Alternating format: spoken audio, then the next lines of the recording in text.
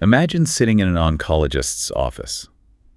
You've just been handed a cancer diagnosis. Yeah, which is, without a doubt, one of the most terrifying moments a person can experience. Completely. But then your doctor tells you something kind of incredible. They tell you they aren't just going to give you standard chemotherapy. Right, the usual broad spectrum stuff. Exactly. Instead, they're going to run a comprehensive genetic profile on your specific, unique tumor. And the goal is to find the exact, perfect chemical compound to destroy it. Which sounds like a miracle, honestly. It's precision engineering applied straight to human biology. It really does. But here is the massive, kind of invisible hurdle that we rarely talk about. That genetic profile. It generates over 20,000 individual data points. Oh, yeah. It's an ocean of data. Right. And your doctor, no matter how brilliant they are, no matter how many decades they've been practicing, is fundamentally human. A human brain just cannot instantly compute 20,000 interacting molecular variables to find the exact right chemical match. It's just too much. It really is the ultimate needle in a haystack problem. Yeah. Except, in this scenario, the haystack is made of infinitely complex molecular data, and finding that needle is literally a matter of survival. Yeah, exactly. Historically, because of that sheer complexity, we've had to rely on a lot of trial and error. We use those broad-spectrum drugs that act like sledgehammers. Hoping to smash the cancer before they cause too much collateral damage to the rest of the body, right? Right. When what we really need is a microscopic scalpel. And finding that scalpel is exactly what we are digging into today. We have a fascinating stack of research in front of us, anchored by this groundbreaking paper published in partnership with the University of Minnesota and the Hormel Institute. It's a really exciting piece of research. It is. So the mission of our deep dive today is to unpack this completely new artificial intelligence framework they've developed. It's called SiamCDR. SiamCDR, right. And we want to understand how this AI isn't just reading those 20,000 data points, it's fundamentally understanding the biological language of cancer. So, okay, let's unpack this. We're going to explore how it translates raw biology, how it uses something called Siamese neural networks, and look at the real-world medical cases where it's actually predicting the future. It's a profound shift, really. We are essentially moving from a medical philosophy of what works for most people to what is mathematically proven to work exclusively for you. That's the dream, right? Exactly. But to understand how SiamCDR pulls off this magic trick, we really have to start with the raw material, the data itself. In this case, the AI is reading transcriptomics, specifically a technique called RNA sequencing or RNA-seq. Let's pause and make sure we really define transcriptomics for everyone, because I think it's so easy to just say DNA and assume that's the whole story. But DNA and RNA aren't doing the same job, are they? Not at all. The easiest way to visualize it is to think of a major construction project. Okay, I like that. Your DNA is the master blueprint. It's locked away safely in the architect's office, which is the nucleus of the cell. But a blueprint doesn't actually build a building. Right, it just sits there. Exactly. The RNA represents the active construction crew.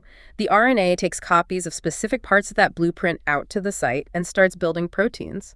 Okay, so by looking at transcriptomics, we aren't just looking at the static blueprint of what the tumor could be. Exactly. We are measuring the active expression of over 20,000 genes in a tumor in real time. We are seeing exactly which molecular engines are currently revving and which biological pathways are actively driving the tumor's growth right this second. That makes perfect sense. It's like a live feed of the tumor's activity. Exactly. Now, obviously, AI researchers have tried to feed this kind of data into algorithms before. The paper mentions older state-of-the-art models, what researchers call SOTA models, like RefDNN and DPSC. Yeah, those are the older benchmarks. So if they had the same RNA data, why were they failing to give us true precision oncology? Well, it all comes down to how they digested that data. Let's use DeepDSC as the primary example. To process those massive RNA profiles, DeepDSC used an architecture called an autoencoder. Okay, what does an autoencoder do? An autoencoder's primary job is data compression and reconstruction. It takes a massive, complex input, squeezes it down into a smaller representation, and then tries to recreate the original input from that compressed version. It's basically like saving a massive raw photo file as a smaller JPEG. Like it just learns how to compress and decompress it. Precisely. That's a great analogy. But here is the critical flaw. It was optimized only for reconstruction. Oh, I see. It wasn't optimized specifically to predict cancer drug response, which we call CDR. So the AI learned the general shape of the data, but it didn't learn which specific parts of that RNA data were actually important for killing the cancer. It was just focused on making a good copy. Right. And it gets worse when you look at how deep DSC represented the drugs themselves. It used these generic 256-bit data structures called Morgan fingerprints. Morgan fingerprints. I was reading about these. They're essentially just 2D structural maps of a chemical, right? Like looking at the shadow a key casts on the wall, but not actually understanding the internal mechanics of the lock it's meant to open. That is a perfect analogy. They are sparse, rigid, and completely oblivious to the actual biological mechanism of action. Wow. So you had these older AI models trying to match a generic stripped-down chemical shape to a generic JPEG-style biological reconstruction. It was never going to provide highly precise, personalized recommendations. Okay, wait. If the old AI models were essentially flying blind with these generic chemical shapes, how did they even know if a drug was actually working when they were being trained? That is the big question. Right. If you're teaching an AI to find a cure, you have to define what a cure is. In standard pharmacology, we always hear about IC50, right? The half maximal inhibitory concentration. We do, and that is a crucial mechanism we need to unpack. IC50 tells you the concentration of a drug required to kill exactly 50% of the cancer cells in a sample. It is purely a measure of potency, like how fast and at what dose does it start doing serious damage. But the researchers behind SiamCDR realized that relying solely on IC50 is incredibly dangerous for an AI. Because it's only half the story, right? If I'm understanding the math here, let's say we have drug A and drug B. Okay. Drug A might reach a 50% kill rate very quickly at a low dose. But no matter how much you increase the dose, it hits a wall and never kills more than 51% of the tumor. It just stops working. Right, it flattens out. Meanwhile, drug B requires a higher initial dose to reach that 50% mark, so it looks weaker on paper. But as it continues, it eventually eradicates 99.9% of the cancer cells. Exactly. If you train your AI only using IC50, the algorithm is going to look at drug A, see that rapid initial drop-off, and enthusiastically recommend it as the superior drug. Even though it fails in the long run. Yep. It completely misses the fact that drug A leaves half the tumor alive to mutate and grow back. I love thinking about this like a car race. IC50 is just your 0 to 60 acceleration off the starting line. That's a good way to look at it. It's great to have a fast car, but if the engine blows out on lap 2, you lose. You need to know if the car can actually finish the 24 hours of Le Mans. So how did this new AI, SiamCDR, fix the scoring system? They created an entirely new, incredibly elegant mathematical metric called the Continuous Effective Score, or CES. CES, okay. And CES is brilliant because it combines 3 distinct measurements. First, it still includes IC50, so it understands potency. But second, it includes AUC, the area under the curve. And what does that measure? This measures the cumulative total effect of the drug across every possible dose. It tracks the whole race, like in your analogy. And third, it factors in the lower limit. The lower limit being the absolute minimum viability the drug can force the cancer cells down to. It basically asks the ultimate question: can this chemical guarantee total eradication? Yes, exactly. The CES mathematically balances the acceleration, the endurance, and the final destination. Wow. By training the AI on the continuous effective score, the researchers ensured the model prioritizes drugs that don't just act fast, but actually finish the job. So let's just pause and lock this all in before we go further, because this is really the foundation of everything. Good idea. If you're sitting in that doctor's office, you don't want a drug that just hits fast and quits. You want the CES approach, the total eradication. Absolutely. And to get there, we've moved past the old lazy AI that just compressed data like a JPEG. We are using RNA-seq to get a live feed of the tumor's construction crew, and we've given the AI a mathematically perfect scoring system to judge success. Exactly. We have the right data and we have the right grading rubric. Okay. But now comes the actual heavy lifting. How do we teach the AI to match the specific RNA profile of a patient to the specific chemical properties of a drug? Right. How does it connect them? This is where SiamCDR introduces its namesake, Siamese neural networks. Siamese neural networks, or SNNs. When I was reading this part of the paper, I couldn't help but visualize it as the identical twin detectives scenario. Oh, I like where this is going. Imagine you have 2 brilliant detectives who are identical twins. Right. They share the exact same brain, the exact same training, and the exact same neural weights. Right. You hand Detective A a massive complex file on drug 1. You hand Detective B a massive file on drug 2. They each go into separate rooms, read their files, and create a highly synthesized summary profile. And in AI terms, we call that summary an embedding. An embedding, got it. Then they come out of their rooms and compare their notes to see how close the profiles are. That's a highly accurate way to visualize it. And the way those two identical networks compare their notes is by calculating the Euclidean distance between the two embeddings. The Euclidean distance. Yeah. They take these incredibly complex biological profiles and map them into a geometric space. Then they literally measure the distance between them. Oh, wow. Are these two drugs from the same family? Do these two cancer cell lines behave in the same way? The closer they are in that geometric space, the more similar they are biologically. But wait, how does a computer know what biological similarity even means? I mean, you can't just throw raw data at it and expect it to know that two totally different chemicals might have the same effect. It has to learn a rule, doesn't it? It does, and it learns that rule through a mechanism called contrastive learning. Specifically, during the training phase, the model is optimizing something called binary cross-entropy loss. Okay, binary cross-entropy losses sounds incredibly intimidating. Can we break that mechanism down? I know, it sounds like a mouthful. Think of it like a cosmic gravitational force that the researchers get to program. Okay, gravity. During training, the AI makes a guess about how close two things should be. If it puts two biologically similar things far apart, it gets heavily penalized. The loss goes up. Ah, I see. If it puts two completely different things close together, it also gets penalized. So over millions of cycles, this gravitational force naturally starts pulling similar items into tight, dense clusters and actively pushes dissimilar items far away from each other. It's like magnets. It learns to snap the matching pieces together and repel the ones that don't belong. But what is the actual biological grouping rule they programmed into this gravity? This is where the human biological intuition really shines. For the drugs, the grouping rule is their mechanism of action, or MOA, combined with their shared gene targets. Okay. So if two entirely different chemicals happen to target the exact same mutated gene, the AI is forced to pull them together into the same cluster. Because they do the same job. Exactly. And for the cell lines, they are grouped by their specific cancer types.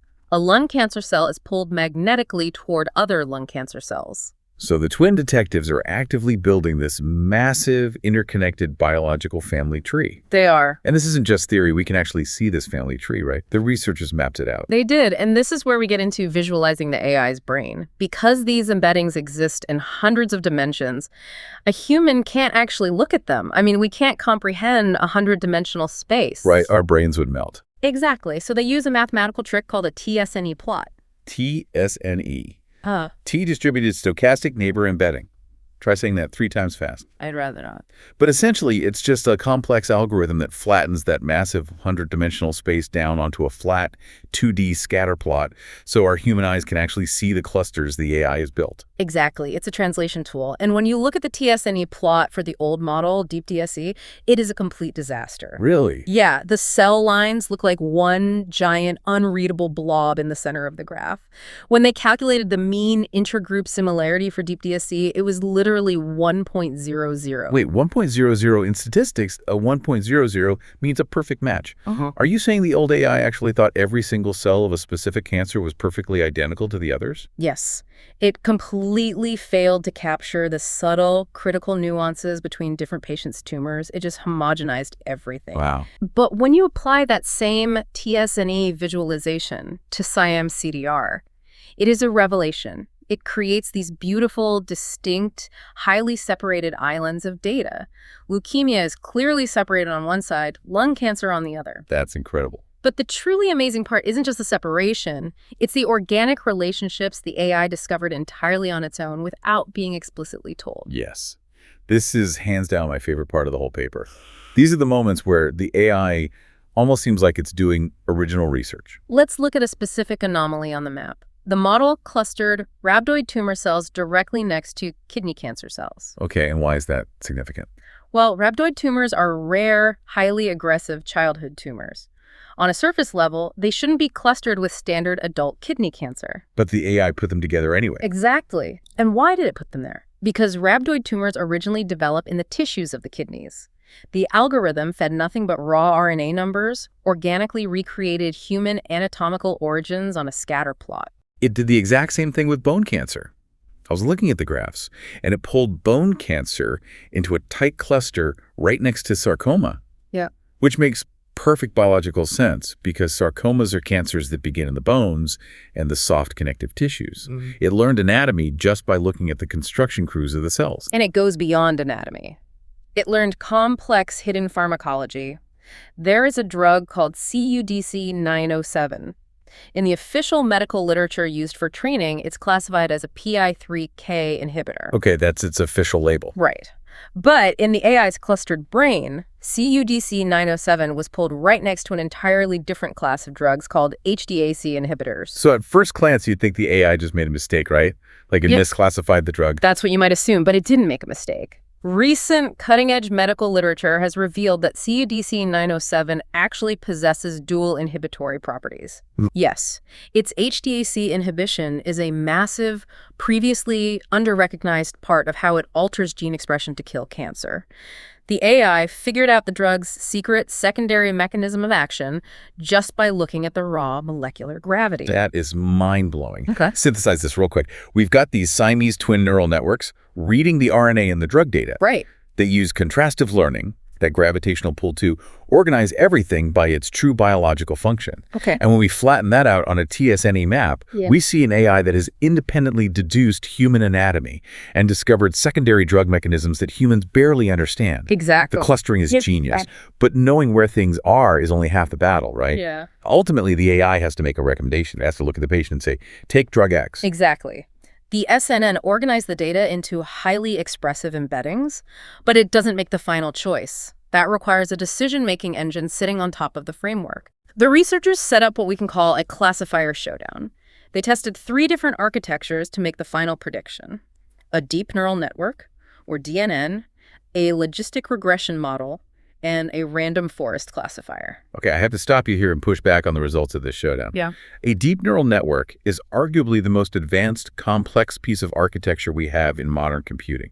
It's got millions of parameters. True. Shouldn't the DNN win this competition effortlessly? You would absolutely think so. Right. Bigger is better, right?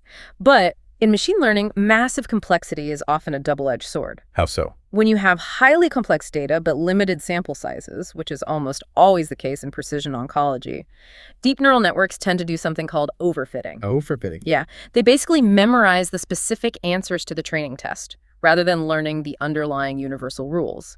And we can prove this by looking at a metric called feature importance. Feature importance. That essentially measures which pieces of data the AI is actually paying attention to when it makes its final decision, right? Right. Like, is it looking at the patient or is it looking at the drug? Exactly. And when we look at the feature importance for the DNN and the logistic regression models, we see exactly how they failed. What happened? Out of the top 100 features the DNN used to make a prediction, only a single one was derived from the cell line data. Wait, one? So it basically ignored 99% of the patient's specific tumor data. Yep. It got completely lazy. It just learned to say, this chemical over here is a really strong, broad-spectrum drug. Let's just recommend this to everybody and we'll probably get a decent score. That completely defeats the entire purpose of personalized precision oncology. It does, which is exactly why the random forest model, which they call SiamCDRRF, emerged as the Goldilocks winner. It was just right. Okay, what makes random forest different? A random forest isn't a single massive brain. It's an ensemble. It creates hundreds of simpler, smaller decision trees and has them all take a consensus vote. Oh, I see. This ensemble approach completely prevents the lazy overfitting we saw in the DNN, while still being complex enough to capture the intricate biological relationships. And the proof is in the feature importance, right? Right. When you look at the top 10 most critical features the random forest used to make its predictions, 4 were from the drug data and 6 were from the patient's cell line data. Exactly. It achieved a beautiful, highly personalized balance. It actually listened to the tumor. That is incredible. And the mathematical outcomes of that balance are undeniable. The variance in SiamCDRF's predictions was 5.11 times greater than the other models. It was actively tailoring its answers to individual patients. We evaluate this success using 2 specific metrics, P-cell at K and P-cancer at K. Now, let's define those for clarity. P-cell at K translates to precision at K for a specific cell line. It's basically asking, out of the top K number of drugs the model recommended for a specific patient, how many were actually highly effective? Right. And SiamCDRF outperformed the baseline across the board.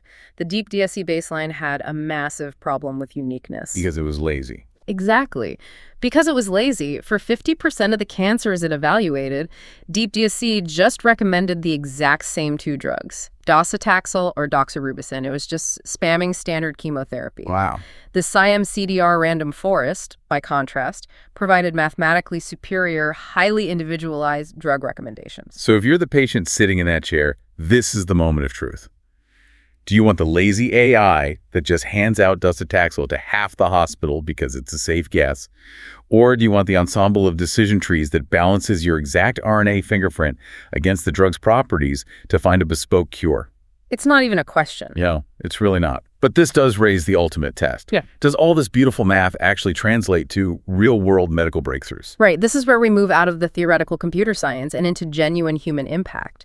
The researchers ran several real-world case studies to validate the framework. The first one focused on breast cancer and that exact drug we just mentioned, docetaxel. Right. The old model was spamming to everyone. But SiamCDR didn't spam it.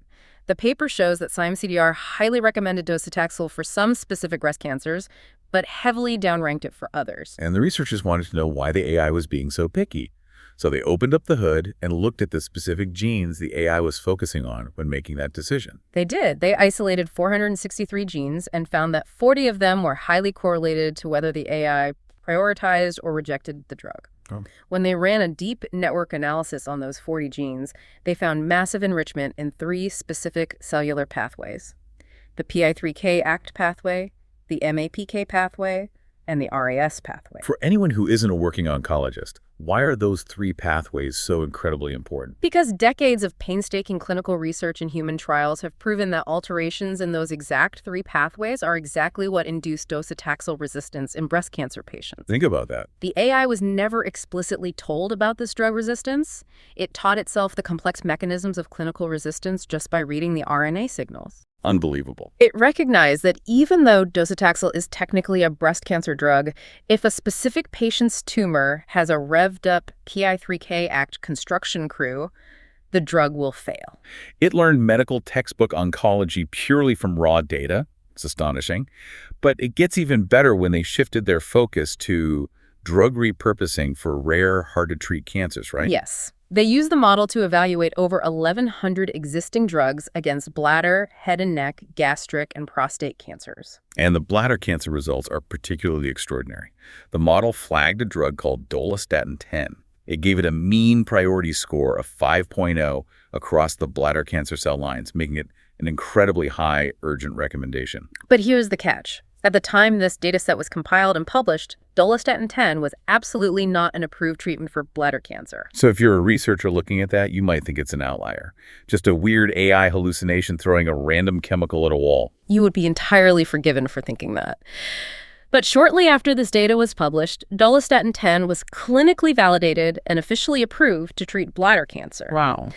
The AI literally predicted the future of oncology. It saw the biological connection before the clinical trials were even finished. That genuinely gives me chills. And it wasn't a one-off fluke.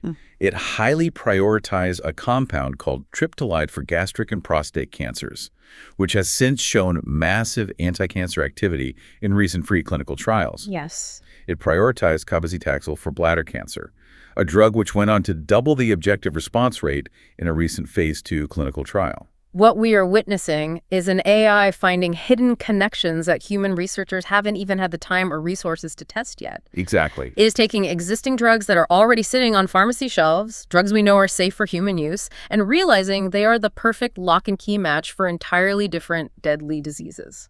It's uncovering a treasure map that was hiding in plain sight. Let's trace the entire arc of what we've discovered today. We started in that doctor's office, overwhelmed by the sheer scale of 20,000 data points of RNA transcriptomics. Right. We saw how older models stumbled because they used generic chemical shapes and auto-encoders that just try to compress the data like a JPEG, completely ignoring actual drug efficacy. And ignoring the CES scoring. Right. Then we cracked open SiamCDR. We saw how Siamese neural networks and contrastive learning acted like a programmable gravity, pulling identical biological mechanisms together. The twin detectives. Yes. We visualized its incredible brain on a TSNE plot and watched it map out human anatomy and discover dual-action drugs on its own. Finally, we saw how the random forest classifier perfectly balanced the drug properties and the patient's unique cellular fingerprint to predict real-world resistance and uncover brand-new cures. It is a phenomenal framework, but I want to leave you with a final thought to mull over, something that points to where this is all heading. Okay, let's hear it. Everything we discussed today, all these miraculous predictions, was based purely on transcriptomics, just the RNA layer. But human biology is infinitely more complex than just RNA. Oh, for sure. If this SiamCDR framework can learn to read the molecular fingerprints of cancer and predict FDA approvals just from one single layer of open source data, imagine what happens when we start feeding it multi-omics. You mean stacking the data? Proteomics, Yeah. genomics, metalomics. Exactly. When we feed it the entire stack of human biological data, we aren't just finding new drugs anymore. We are entirely decoding the fundamental language of human disease. Wow. And it leaves us with a profound question. What happens to the future of medicine when the AI begins to speak that language better than we do? That is the perfect question to end on. Thank you for joining us on this deep dive. Keep questioning the science around you, keep pulling on those threads of curiosity, and take a moment today to think about the incredible, invisible data that is quite literally shaping the future of our world. Until next time.